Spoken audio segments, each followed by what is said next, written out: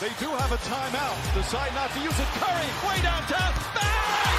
Bang! Oh, what a shot from Curry! Hello guys, welcome back. What is up? Welcome back to the Warriors Hoopcast. This is the second episode I'm recording for the day because I have my end sem exams going on and I have so much time in my hand. Right. So this episode is going to be a little different. It's not going to be the usual NBA or Warriors breakdown. Look, I am guilty of not talking about my own country and basketball together. So here's a whole episode of me talking just about that. So this is about Indians in the NBA, related to the NBA. And here's why I'm doing it, right? The top 6 sports in India are cricket, football, hockey, badminton, tennis, and chess. Basketball is number 10 on this list. And from a casual hooper's perspective, there is very little motivation for anyone to take up the sport. So I might have just 65 followers on Instagram. I might just have 35 subscribers on YouTube, but I do not care. I will do my bit to talk about India and its basketball. So let's get started. It all started off with the UBA, which was our first pro basketball league. It had 8 teams and it lasted for 4 seasons, and the Chennai Slam won the inaugural title. Now, more important than its tenure is, why did it die? Here's where you need to know some stuff. There is an organization called the BFI, which is the Basketball Federation of India, and it decided that the UBA players cannot represent India in international events. Now, they did not quote-unquote decide this, but a circular was sent by FIBA, the International Basketball Organization, which said, under the FIBA statutes and internal regulations, rules and regulations pertaining to national events fall under the responsibility of the BFI. Hence, it is requested to you to ensure that any player, coach or official do not participate in any unauthorized event/competition/league. Now, the UBA was not affiliated with the BFI, and the BFI is affiliated with FIBA. So you see the connect there. The players who could play in the UBA would not be able to represent India in national games, which is something that no player wants. So it had to be shut down in the end. Look, I don't want to dive into the professional and official nuances of this clause, but from a simple hooper's mind, basketball in India needs encouragement. Again, it is the 10th most popular sport. There are plenty of like-minded hoopers who, if given a legit opportunity, can blossom into something bigger. But the UBA remained unauthorized by the BFI and it had to go down. However, it has a successor, the INBL, which stands for the Indian National Basketball League. This is run by the BFI, so no clause can bring this down. But this is a strictly Indian league. The UBA had foreign players, but this one strictly Indian. And this has no franchise model. There are 9 men's and 9 women's teams from the senior national championships, and they compete out. So the players are given an opportunity to face elite level competition regularly. Now the organizer is Head Start Arena India, and this is a great first step in the right direction. There is also another internationally recognized 3v3 league in India. It's called 3BL, in which there are 18 teams, including international players, managed by YKBK Enterprises based in Gurugram, Haryana. Again, this was played across India and the highlights are available all over Instagram, so you can go check that out. All I can say is I hope this beautiful sport continues to grow in India. Now, let's have some general knowledge for Indian basketball. Let's talk about some famous personalities. The first name that should pop up to anyone's mind really should be Satnam Singh. He's the first Indian born in the NBA. He was born and brought up in Punjab. Fun fact, he was 5'9" at 9 years old. He played for IMG Academy, Florida through the IMG Reliance collab. So Reliance basically invested in IMG or the other way around, something like that. And through this alliance, the Indian players were given a chance to play for IMG. And Satnam averaged 9.2 points, 8.4 rebounds and 2.2 blocks in less than 20 minutes per game for them. But due to his bad English and no American citizenship, it made it impossible for him to get an NCAA scholarship. He was the 52nd overall pick by the Mavs in 2015. He has a Netflix documentary called 1 in a Billion. Unfortunately though, he was banned for doping from the NBA. He has played in Canada and the UBA. And right now, his career took a strange turn and he's an AEW wrestler. AEW, that's All Elite Wrestling. That's a very strong alternative to the mainstream WWE. And he has signed a contract there, so watch out for him there. Second guy, Sim Bhullar. His full name is Gursimran Singh Bhullar. He was born and brought up in Canada. And he was the first Indian to be in the NBA. He's 7'5", which makes him the 6th tallest player in the NBA. He went to New Mexico State after choosing over, I think, Xavier's, Connecticut.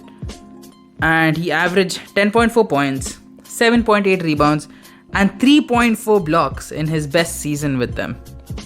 After 2 years in college, he declared for the NBA draft.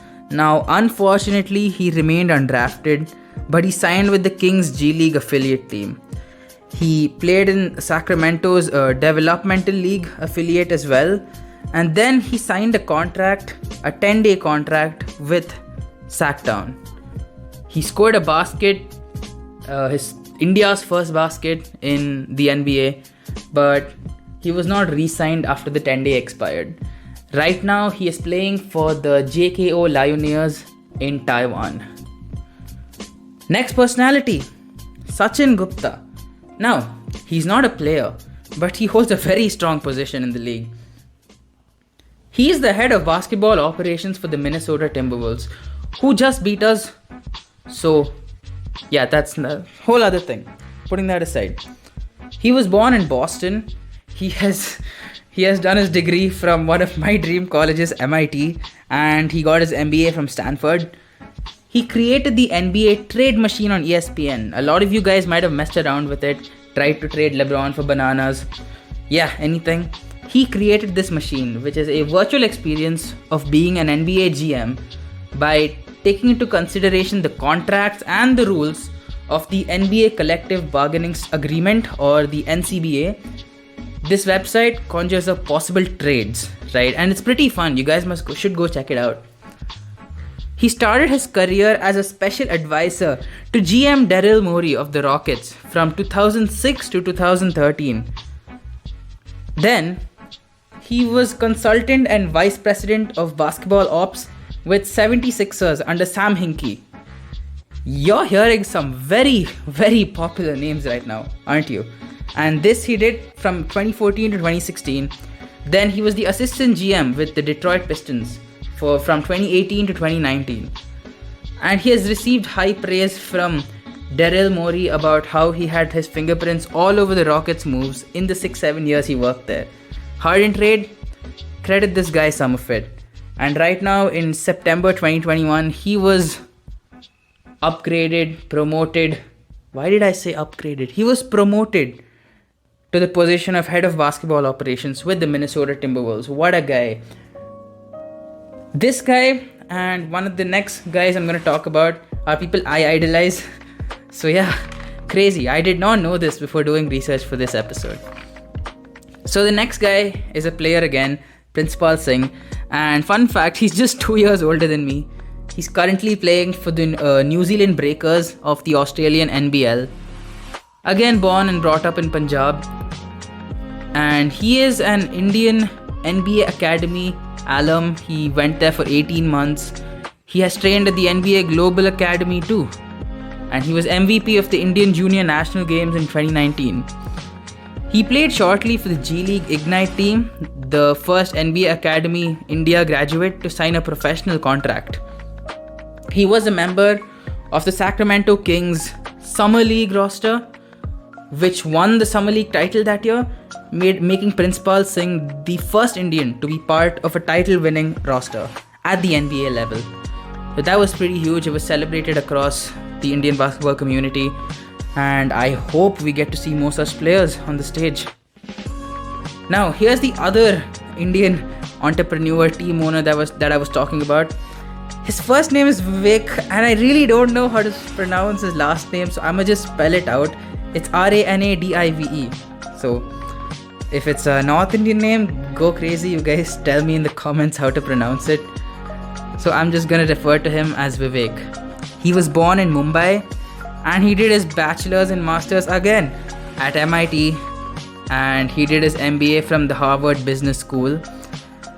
At MIT, he started his first company, a Unix related company. He founded many companies after that, like Technicron, TIBCO, and Bow Capital, to name them all. He also worked for many large companies. Now, Warriors fans, pay attention. In 2010, he co-owned the Golden State Warriors, making him the first person from India to own an NBA franchise. Now, he owns a majority, I think 65% of the Sacramento Kings franchise.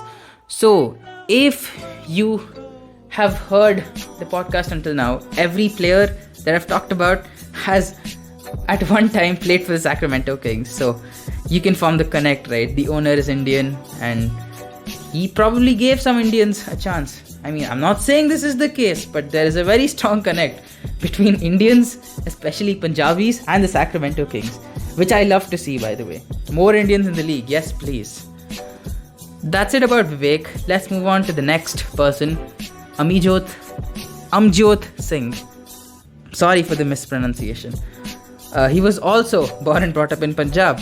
I'm telling you, Punjab, Sacramento Kings equals an Indian basketball player. Both parents were athletes, and both parents were pretty tall. Started off playing in Japan in 2015, and he averaged 18 points, 10 rebounds, 2 assists, and 4 blocks per game. He even played for the OKC Blue and the Milwaukee G League affiliate, whose name I'm forgetting. Let me Google that up. Milwaukee G League team. What's it called? Wisconsin Herd. Yes. He played for the OKC Blue and the Wisconsin Herd. And he has represented India on multiple occasions. Now, finally, the last personality I'll be talking about. I'm ending this with a banger. It's Nav Bhatia. If you don't know who Nav Bhatia is, you live under a rock. Born and brought up in New Delhi. Who does not know this Raptors superfan? He has a ring, for Christ's sake. And he's a Hall of Famer. So all of you guys must know him by now. A mechanical engineer by profession, and he owns one of the top car dealerships of Hyundai in Canada. He started off very low, like he owned a car garage and eventually worked his way up to own a car dealership of Hyundai. That's crazy, man. And he's been attending every Raptors home game since 1995. That's the best NBA streak of all time. This ended in 2020, unfortunately, due to the COVID-19 virus. And he also has a CBC television documentary and a Hollywood biopic coming based on his life. What a legend. And I hope we get to see more such superfans. Hey, one day I might be a superfan, who knows? Pray that I get rich, guys. Now, these are some of the more notable players / personalities who are from India or have Indian roots who are involved in the NBA level. Now, I did say basketball in India needs motivation, but it is growing due to efforts of multiple individuals online, offline, like my own coach where I go. He has his own coaching academy. Many small coaches like this exist. They are trying to bring the sport up. And at the top level with the most followers, there are Instagram accounts like Overtime India, Bangalore Ballers, In The Lab India, that are bringing you fresh basketball content almost daily. And they tour the country, setting up workshops, filming reels, posting them. Yeah, a lot of development has happened in basketball in India.